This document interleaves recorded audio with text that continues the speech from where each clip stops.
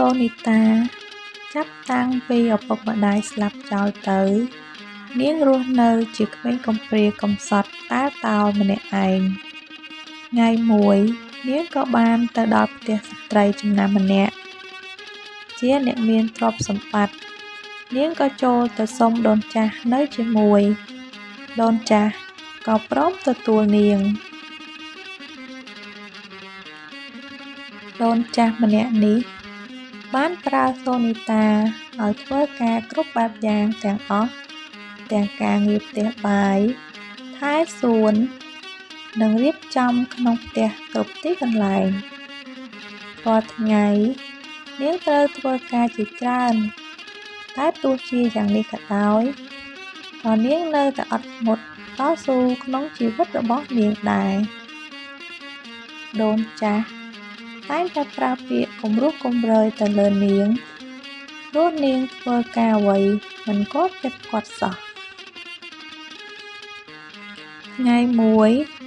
នៅពេលដែលនាងកំពុងរៀបចំគ្រែរបស់ដូនចាស់ពេលនោះដូនចាស់ក៏ដើរមកក្បែរគ្រែស្ដីឲ្យនាងខ្លាំងៗថាណែសូនីតានាងឯងនេះធ្វើការមិនប្រយ័ត្នសោះមើលណែសុទ្ធតែសក់អីចឹងតែតើបានជាអញដេកមិនលក់សង្ឃដូនចាស់ចង្អុលមុខនាងដោយខឹងយ៉ាងខ្លាំងក្រោយមកដូនចាស់បានបណ្ដេញសូនីតាឲ្យចាកចេញពីផ្ទះរបស់គាត់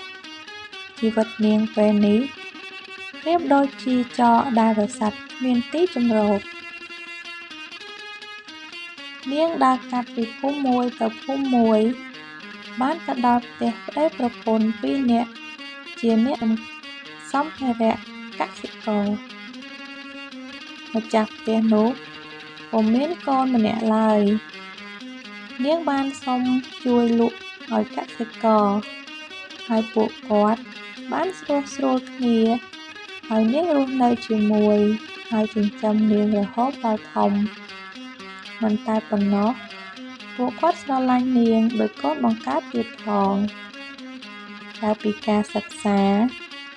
សូនីតាបានជួយធ្វើការឪពុកម្ដាយចិញ្ចឹមគ្រប់បែបយ៉ាងនិងជួយលក់ដូរនៅផ្ទះផងដែរនិយាយពីដូនចាស់ម្នាក់នោះវិញចាប់តាំងពីអត់សូនីតាទៅគាត់ត្រូវធ្វើការសពបែបយ៉ាងទាំងអស់ដោយសារគាត់ជាមនុស្សចាស់គាត់ក៏ធ្វើការផ្លិចមុខផ្លិចក្រោយថ្ងៃមួយពេលដែលគាត់ធ្វើការមិនបានប្រយ័ត្នក៏បណ្ដាលឲ្យមានភ្លើងឆេះផ្ទះគាត់បាត់បង់ផ្ទះសម្បែងអស់ទាំងទ្រព្យសម្បត្តិសល់តែខ្លួនមួយមានទីពឹងដោយអស់ជម្រើសគាត់ក៏ដើរសុំទានគេសម្រាប់ចិញ្ចឹមជីវិតនៅល្ងាចថ្ងៃមួយដូនចាស់ក៏ដើរមកដល់ផ្ទះលក់សម្ភារៈកសិករហើយនិយាយជាមួយសូនីតាតាមរបៀបអ្នកសុំទានសូនីតាស្គាល់ជាដូនចាស់ក៏និយាយគួរសមហើយដាក់ទានម្ហូបអាហារមកជូនគាត់ពិសាដោយឃើញគាត់ជាមនុស្សចាស់ជរាហើយមេឃក៏កាន់តែងងឹតផងនោះនាងក៏អង្វរឪពុកម្ដាយសុំឃាត់ដូនចាស់ឲ្យសម្រាកនៅផ្ទះនេះបានមួយយប់ឪពុកម្ដាយក៏យល់ស្របតាមគំនិតរបស់កូនមិនចំទាស់អ្វីទេ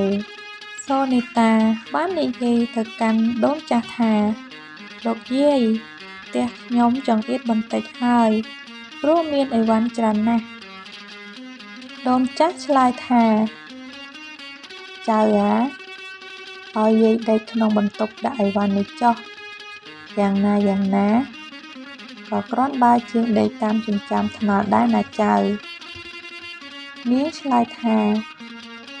អីចឹងតាមចិត្តលោកយាយចុះ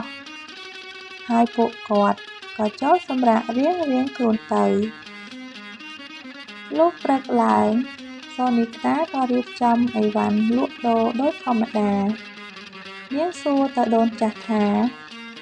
លោកយាយយកមិញសម្រានលក់ទេយាយផ្ដល់ចម្លើយថាយាយដេកលក់ស្រួលណាស់ចៅ យាយអរគុណចៅខ្លាំងណាស់ដែលមានចិត្តសប្បុរសចំពោះយាយសូនីតាចម្លែកក្នុងចិត្តណាស់ព្រោះដូនចាស់ម្នាក់នេះកាលពីមុនសូម្បីតែសម្រានលើសក់ពីរបីសរសៃក៏គាត់ថាសម្រានមិនលក់ដែរចុះហេតុអ្វីក៏គាត់សម្រានលើខ្សែគោនេះបានតែទោះជាបែបនេះក៏ដោយនាងក៏មិនប្រកាន់ខឹងនឹងគាត់ដែរព្រោះនាងយល់ថាដូនចាស់ម្នាក់នេះធ្លាប់ចិញ្ចឹមនាងមួយរយៈកន្លងមកនាងក៏បានអង្វរឪពុកម្ដាយសុំឲ្យដូនចាស់រស់នៅជាមួយព្រោះឃើញគាត់ចាស់ណាស់ទៅហើយ